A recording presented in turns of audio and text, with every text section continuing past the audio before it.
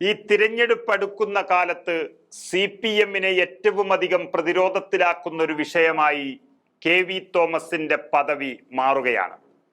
KV തോമസിന് നൽകിയ അനാവശ്യ നിയമനത്തിനെതിരെ CPM-ൽ നിന്ന് തന്നെ ഇപ്പോൾ പ്രതിഷേധം ഉയർന്നു വരികയാണ്. അതും എറണാകുളം മണ്ഡലത്തിൽ നിന്നും MP ആയിട്ടുള്ള സെബാസ്റ്റ്യൻ പോൾ തന്നെ രംഗത്ത് വന്നത് KV തോമസിനെ മാത്രമല്ല CPM-നെയും ആകപ്പാടെ കുഴപ്പത്തിലാക്കിയിരിക്കുന്നു.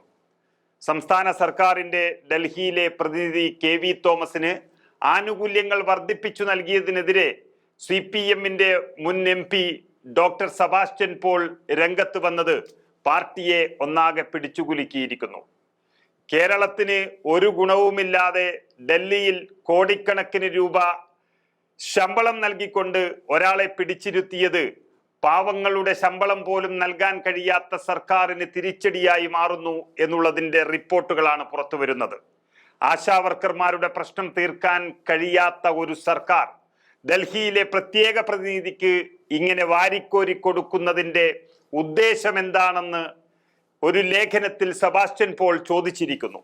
മാനദണ്ഡങ്ങൾക്കനുസൃതമല്ലാതെയും നിയന്ത്രണങ്ങൾക്ക് വിധേയമല്ലാതെയും ഖജനാവിൽ നിന്ന് ഇങ്ങനെ പണമെടുത്തു കൊടുക്കാൻ വേലുത്തമ്പിയുടെ നാട്ടുകാരനായ ധനമന്ത്രി ബാലഗോപാലിന് എങ്ങനെ സാധിക്കുന്നു എന്ന വളരെ വ്യക്തമായ ഒരു ചോദ്യമാണ് സെബാസ്റ്റ്യൻ പോൾ CPM നേതൃത്വത്തോട് ചോദിച്ചിരിക്കുന്നത്.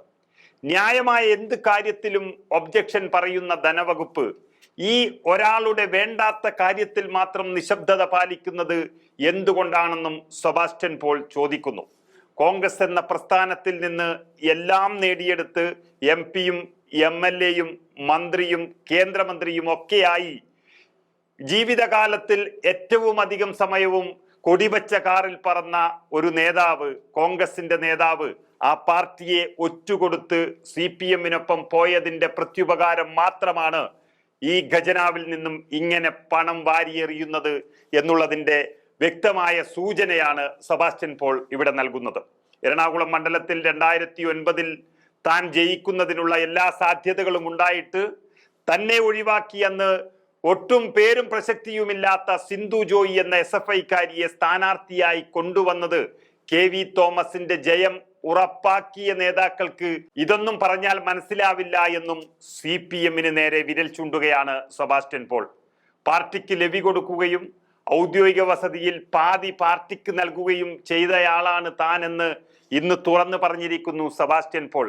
പക്ഷേ കിട്ടുന്ന പണങ്ങൾ ലക്ഷക്കണക്കിന് രൂപ ആർക്കാണ് KV തോമസ് കൊടുക്കുന്നത് എന്നുള്ളൊരു സംശയവും സെബാസ്റ്റ്യൻ പോൾ പ്രകടിപ്പിക്കുകയാണ്. KV തോമസിനെ ഈ ഒരു പദവിയിൽ വച്ച് എല്ലാ സൗകര്യങ്ങളും നൽകി ലക്ഷക്കണക്കിനും കോടിക്കണക്കിനും രൂപ മാസവും വർഷവും വാങ്ങിച്ചെടുക്കുന്ന ഈ ഒരു പ്രവണത ഇത് പാർട്ടിക്കാരെയും സാമ്പത്തികമായി സഹായിക്കാനുള്ളതാണോ എന്നുള്ള സംശയമാണ് ഇവിടെ ഉയർന്നു വരുന്നത്.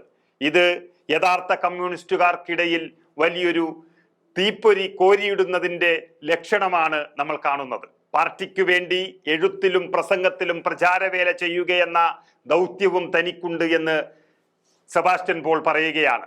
എന്നിട്ടും തന്റെ ക്ഷേമത്തിൽ താല്പര്യം കാണിക്കാത്ത CPM എന്ന പാർട്ടി എതിർപ്പാളയത്തു നിന്നെത്തിയ KV തോമസ് എന്ന സാധുവിനോട് കാണിക്കുന്ന ഭൂതദയ അനിതര സാധാരണമാണ് എന്ന് എഴുതിയിരിക്കുകയാണ് സെബാസ്റ്റ്യൻ പോൾ.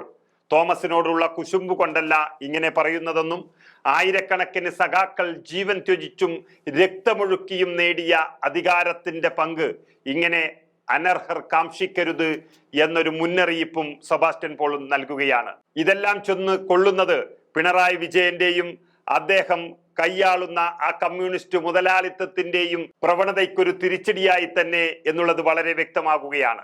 സർക്കാരിൻ്റെതായ ഒരു പദവിയും താൻ സ്വീകരിക്കാതിരിക്കുന്നത് ഇക്കാരണത്താലാണെന്നും സെബാസ്റ്റ്യൻ പോൾ പറയുമ്പോൾ സാധാരണ കമ്മ്യൂണിസ്റ്റുകാർ അത് ചിന്തിക്കുകയാണ്. KV തോമസിന് നൽകിയ പദവി വരും നാളുകളിൽ CPM-ന് വലിയ തിരിച്ചടിയായി മാറാൻ പോവുകയാണ്. പ്രത്യേകിച്ച് മധ്യ കേരളത്തിലെല്ലാം CPM-ന്റെ രാഷ്ട്രീയത്തിന് എതിരായി ഒരു കൊടുങ്കാറ്റായി തദ്ദേശ തെരഞ്ഞെടുപ്പുകളും അതുപോലെ നിയമസഭാ തെരഞ്ഞെടുപ്പുകളും മാറും എന്നുള്ള സൂചനയും പുറത്തു വരികയാണ്. ഏതായാലും സ്വന്തം പാർട്ടിയെ വഞ്ചിച്ച് ഒറ്റുകൊടുത്ത് മറ്റു പാർട്ടിയിലെത്തുമ്പോൾ രണ്ട് കൈയും നീട്ടി സ്വീകരിക്കുന്നവർക്ക് ഇതൊരു മുന്നറിയിപ്പാണ്. അത്തരത്തിലുള്ള കളവന്മാരെ സ്വീകരിക്കുന്നത് എല്ലാ പാർട്ടിക്കാരും നിർത്തണമെന്നുള്ളൊരു മുന്നറിയിപ്പ് കൂടിയാണ് KV തോമസിന്റെ വിഷയത്തിൽ CPM പ്രതിരോധത്തിലായതിൽ നിന്നും നമ്മൾ മനസ്സിലാക്കുന്നത്.